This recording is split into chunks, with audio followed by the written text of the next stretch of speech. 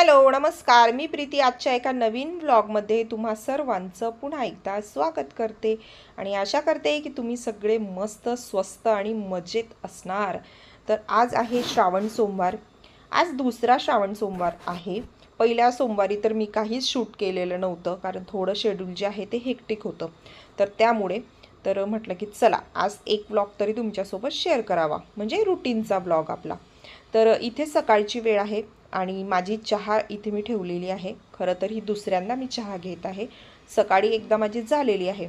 Mister जेव्हा ऑफिसला जातात ते तर चहा वगैरे घेत नाही, ते दूध वगैरे घेऊन जातात।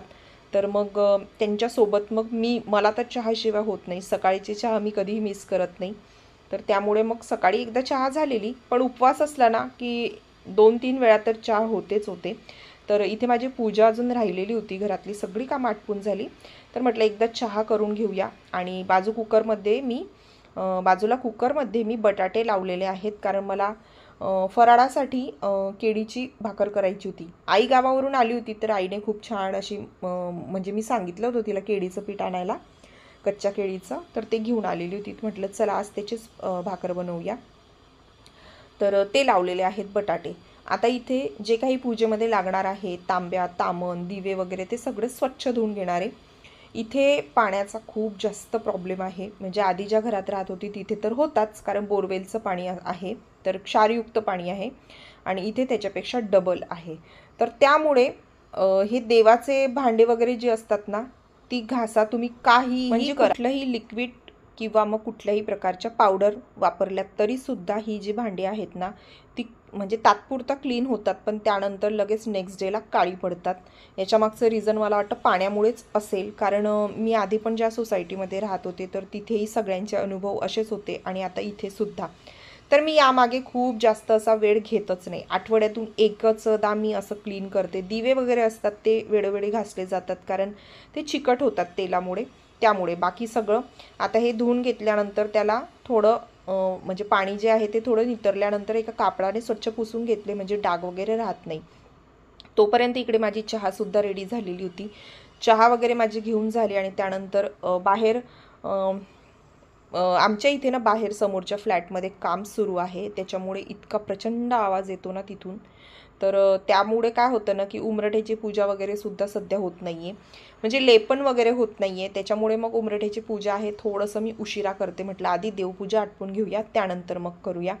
तर इथे मी रोजची जी माझी देवपूजा आहे ती मी आटपून घेतलेली आहे आणि नंतर मग शिवलिंगाची पूजा। तर आधी जर तुम्ही आधीचे व्लॉग बघितले असेल मागच्या वर्षीचे, तर श्रावण सोमवार जेव्हा असायचा तेव्हा देवघराच्या बाजूलाच मी पूजा वगैरे मांडत असायची, कुठलीही पूजा। तर आता असं झालं की नवीन देवघर आहे, देवघराच्या समोर मी अशी पाटी लावून घेतलेली आहे ड्रॉवरसारखी, तर ती इझिली उघडते आणि त्याच्यावरती आपण अशी छोटी मोठी पूजा आपण मांडू शकतो। तर मग आज त्याच्यावरती छोटासा चौरंग ठेवलेला, त्यावरती छान कापड टाकलेलं आणि त्याच्यावरतीच मग मी आता शिवलिंगाची पूजा करून घेणार आहे। तर इथे मी पंचामृताने आधी अभिषेक करत आहे आणि त्यानंतर मग बघा किती छान अशी मूर्ती दिसते। आणि त्यानंतर मग मी हे पाणी एका याच्यात काढून घेतलं आणि नंतर मग मी जलाभिषेक करते। जलाभिषेक करताना पुस्तकामध्ये जे काही नामस्तोत्र आहे, अष्टनामावली जी आहे शिवची, त्यानंतर रुद्राभिषेक मी केलेला आहे। असं बऱ्याच प्रकारचे जे काही स्तोत्र असतात पुस्तकामध्ये ते वाचत असतानाच हे जलाभिषेक मी करते। तर थोडंसंच मी इथे शेअर केलेलं आहे आणि खूप छान वाटतं, असं प्रसन्न वाटतं जेव्हा केव्हा अशी पूजा वगैरे करते, कारण पहिल्या सोमवारी माझ्याने ते शक्यच झाले नाही, कारण खूप हेक्टिक शेड्यूल होतं। तर म्हटलं चला आज शांतता आहे, जरा वेळही आहे, तर मग थोडीशी पूजा तुमच्यासोबत शेअर करावी। आणि इथे आता जलाभिषेक झाल्यानंतर एका तामणामध्ये छान फुलं टाकून घेतले आणि त्या तामणामध्ये शिवलिंग ठेवलेलं आहे। ही रोजचीच छोटीशी माळा आहे जी मी ठेवत असते, शिवलिंगाला घालत असते। आणि मग केसर आणि चंदनाचा टिळा मी लावून घेतलेला आहे आणि छान रुद्राक्ष मी इथे ठेवलेला आहे, पिंडीवरती असाच रुद्राक्ष मी ठेवते। तर इथे पूजा झालेली आहे। आणि हो, आज मी काय केलं, शिवलिंग जे आहे ना ते ओलं तसंच ठेवलेलं आहे, त्याला पुसलं नाही। मला आता रिसेंटली माहिती झालं की शिवलिंग जे असतं ना ते म्हणजे आपण त्यांना स्नान करवल्यानंतर ते पुसायचं नाही, तर ओलंच ठेवायचं असतं म्हणून। तर आता मी ते तसंच ठेवलेलं आहे। आज खूप छान मला बेलपत्र मिळालेली होती, म्हणजे एक दिवस आधी संडेला जेव्हा मी सोहमला क्लासला सोडायला गेले तर रोडाच्या साईडने एक आजी बसलेल्या होत्या, फुलं विकत होत्या. त्यांच्याकडे मी गेली तर त्यांच्याकडे असे छान छोटे छोटे पानं एका पिशवीमध्ये भरून त्यांनी ठेवलेले होते. मग मी विचारलं की त्यांना किती, अशा वेगवेगळ्या पिशव्या भरून ठेवलेल्या होत्या. तर 10 रुपयाला 11 पानं असं ती पिशवीतच 11 पानं त्यांनी भरून ठेवलेली, 10 रुपयाला एक पिशवी. म्हटलं चालेल. 3 ते 4 पिशव्या मी घेऊन आले, कारण बेलपत्र इथे अजिबात मिळत नाही. फुलवाल्याकडे तुम्ही जाल ना तर अगदीच सकाळी जावं लागतं आणि ते मोजकेच 2 ते 3 बेलपत्र देतात. बऱ्याच वेळेला आपण जास्त विकत आणल्यानंतर पण त्यातले बरेचसे खराब असतात, फाटलेले वगैरे असतात, तुटलेले असतात पानं, मग ते वाहता येत नाही. हे पानं खरंच म्हणजे आजींनी निवडून निवडून ठेवलेले होते, तर एकही पान गेलं नाही. मी फक्त घरी आल्यानंतर स्वच्छ धुवून घेतले, पुसून घेतले आणि ते कापडामध्ये ठेवून दिलेले होते. फक्त 11 बेलपत्र मी इथे वाहिली, कारण रोज एक एक एक एक तरी व्हावं म्हणून, आणि परत जाईल तर परत घेऊन येईल. आज दुसरा सोमवार आहे तर तीळ व्हायची होती महादेवाला, तर छान तीळ वाहून झालेली आहे. त्यानंतर फुलं वगैरे वाहून झाली आणि मग आरती वगैरे सगळं करून झालेलं आहे. रोज तर माझ्या 3 आरत्या फिक्सच असतात. एक गणपतीची असते, एक देवीची आरती असते आणि एक आपल्या स्वामींची असते. पण आता श्रावण महिन्यामध्ये एक आरती ॲड झालेली आहे, आपल्या महादेवाची आरती. तर इथे छान माझी पूजा वगैरे सगळं झालेलं आहे आणि खूप प्रसन्न वाटतं, छान असं शांत वाटतं असं पूजा वगैरे केलं की.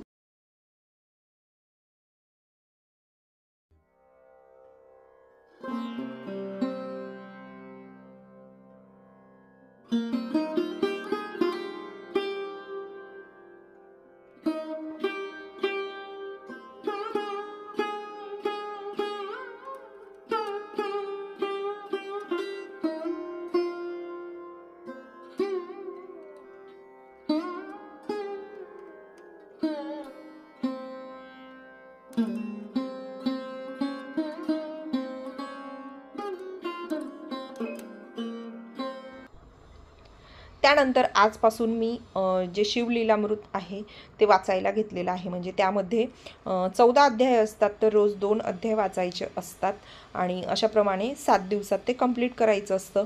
आणि त्या पुस्तकात सगळी काही माहिती दिलेली. हे पुस्तक मला माझ्या आईने दिलेलं होतं. तेव्हापासून दर श्रावण म्हणजे जेव्हाही श्रावण महिना येतो तर मी हे पुस्तक 7 दिवसात कंप्लीट करते. तर मग आजपासून मी ती सुरुवात केलेली. म्हटलं या वीकमध्ये पूर्ण ते कंप्लीट होईल. तर त्या पुस्तकात सगळी माहिती दिलेली आहे, त्यानुसारच मी सगळं वाचन वगैरे करत होते. तर अशा प्रकारे वाचन वगैरे झालं आणि त्यानंतर मग आरती वगैरे करून घेतली.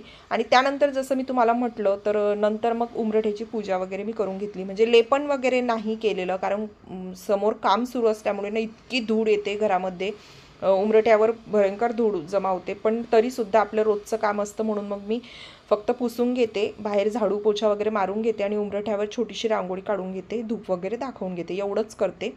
ते करून झालं. ही वेळ आहे संध्याकाळची. संध्याकाळी उपवास सोडायचा होता. म्हटलं आज काहीतरी छान बनवूया. इतर वेळेला सुद्धा आपण रोज भाजीपोळी तर खातोच, तसं तर स्पेशल असं काही नाही आहे. पनीरचीच भाजी बनवणारी. पनीर तर माझ्या घरात केव्हाही बनतं आणि ते नेहमीच अवेलेबल असतं. तर म्हटलं चला आज पनीरच बनवूया. छोटे छोटे क्यूब करून घेतले पनीरचे आणि ते असे छान तेलामध्ये थोडेसे शॅलो फ्राय करून घेतले, अलटून पालटून थोडेसे, खूप जास्त क्रिस्पी नाही केले, अगदी हलक्या हाताने मी ते करून घेतले. त्यानंतर एका कढईमध्ये थोडंसं जिरं घातलेलं आहे आणि तेजपत्ता टाकला आणि त्यानंतर मग गरम मसाल्यामधलेच 1-2 प्रकार मी थोडेसे ॲड केलेले आहेत. आणि त्यानंतर मग जो मसाला मी वाटलेला होता तर याच्यामध्ये थोडंसं लसूण, अद्रक, मिरची, कोथिंबीर, टोमॅटो, कांदा आणि थोडेसे काजू असं ही पेस्ट मी करून घेतलेली, त्यामुळे त्याचा कलर असा हिरवा दिसतोय. आणि छान तेलामध्ये तेल सुटेपर्यंत हा मसाला छान परतून घेतलेला, झाकण वगैरे ठेवून अधूनमधून मी बघत होते. स्टीलची कढई असल्यामुळे थोडंसं ते चिकटतं, म्हणून अधूनमधून मग कमी गॅसवर त्याला ठेवायचं आणि मग हलवत राहायचं. ते झाल्यानंतर त्याच्यावरती झाकण वगैरे ठेवलेलं आणि पनीरची भाजी करणार आहे, त्याचसोबत म्हटलं गोळाचा काहीतरी पदार्थ बनवावा. ते काय बनवणार आहे ते सुद्धा मी पुढे दाखवणार आहे. आता इथे आपला मसाला थोडा रेडी झालेला आहे. तर इथे बघू शकता तुम्ही थोडं थोडं तेलही त्याला सुटायला लागलेलं आहे. तर अशाच प्रकारे ही भाजी मी अगदी साध्या सोप्या पद्धतीने मी बनवून घेतलेली आहे. त्यानंतर बाकीचे जे काही मसाले होते ते ॲड केले मी आणि साईडला ठेवून दिलेली कढई. आता इकडे मी शिरा बनवणार आहे. नेहमी साखरेचा शिरा बनवते, आज गुळाचा शिरा बनवायचा बेत होता. तर त्यामुळे रवा थोडासा आधी भाजून घेतलेला होता, थोडंसं काजू टाकलेले आणि तुपामध्ये छान मस्त हा रवा खुसखुशीत होईपर्यंत थोडासा भाजून घेतलेला आहे. म्हणजे एक थोडं वास यायला लागतो ना, तोपर्यंत भाजून घ्यायचा, म्हणजे आपला जो शिरा आहे तो खूप छान होतो. तर इथे मी रवा छान भाजून घेत आहे. काय करते आम्ही जेवणाला आज? आज जेवणाला काय करते? जेवणाला मस्त पनीरची भाजी आणि गुळाचा शिरा. गुळाचा शिरा? गुळाचा शिरा केलाय का तू पहिले कधी? हो, लक्षात नाही मला. नेहमी आपण साखरेचा करतो ना, आज गुळाचा करते. अच्छा, थोडं वेगळं काहीतरी पेक्षा गुळाचा शिरा मला खूप आवडतो. गुळाचा शिरा करूया मला पण आवडतो. नैवेद्याला होतोय, वेळ लागतो त्याला व्हायला. हां ठीक आहे. तुला आवडतो? हो, गुळाचा शिरा खाल्ला नाही, मला शिरा आवडतो. मला शिरा आवडतो. गुळाचा नाही खाल्लाय तू? मला खाल्ला असं मला लक्षात नाही. केव्हा खाल्ला असेल ना, आता खाऊन बघ मग समजेल. हो, आता याच्यात गुळाचं पाणी टाकते.